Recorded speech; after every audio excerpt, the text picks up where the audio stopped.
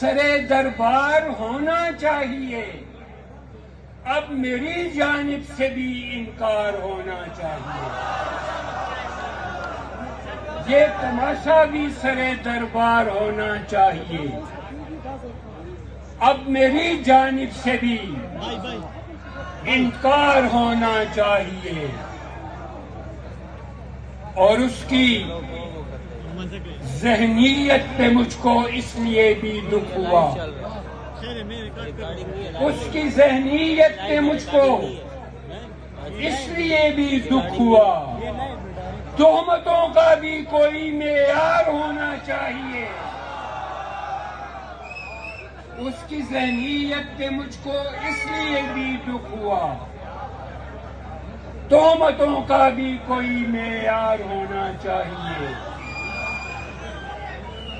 اور آپ جیسے دوست سے محتاط رہنے کے لیے، آپ جیسے دوست سے محتاط رہنے کے لیے آدمی تھوڑا سا دشمندار ہونا چاہیے۔ آپ جیسے دوست سے محتاط رہنے کے لیے آدمی تھوڑا سا دشمندار ہونا چاہیے، اور ایک سا اندر کا موسم، ایک جیسے روز و شب، ایک سا اندر کا موسم، ایک جیسے روز و شب۔ سوچتا ہوں پھر کسی سے پیار ہونا چاہیے،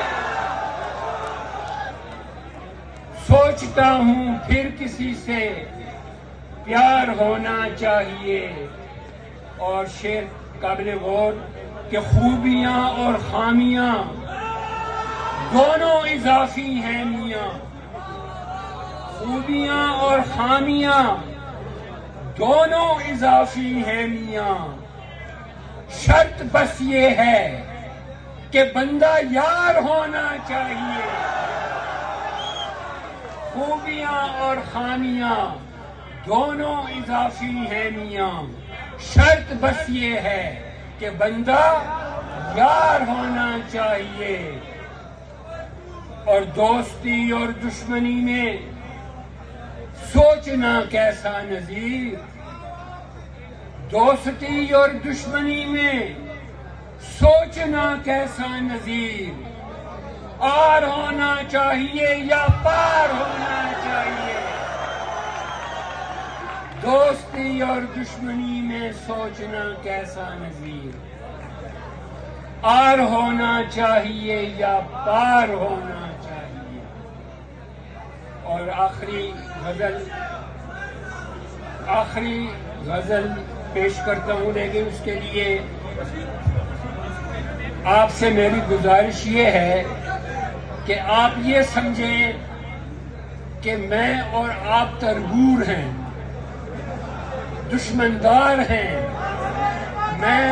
میں پہلا مصرع پڑھوں گا، آپ نے ہاں یا نہ میں اپنے دل کی آواز پہ جواب دینا ہے، پھر دوسرے مصرعے پہ آپ جو چاہیں کہیں، لیکن پہلا مصرع یوں سمجھیے کہ ایک دشمن دوسرے دشمن سے کہہ رہا ہے۔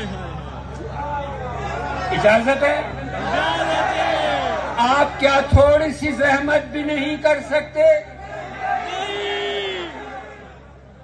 مجھے سمجھ نہیں آئی کہ ہاں کہا یا نہیں کہا۔ Very good. آپ کیا تھوڑی سی زحمت بھی نہیں کر سکتے؟ صرف اقرار محبت بھی نہیں کر سکتے؟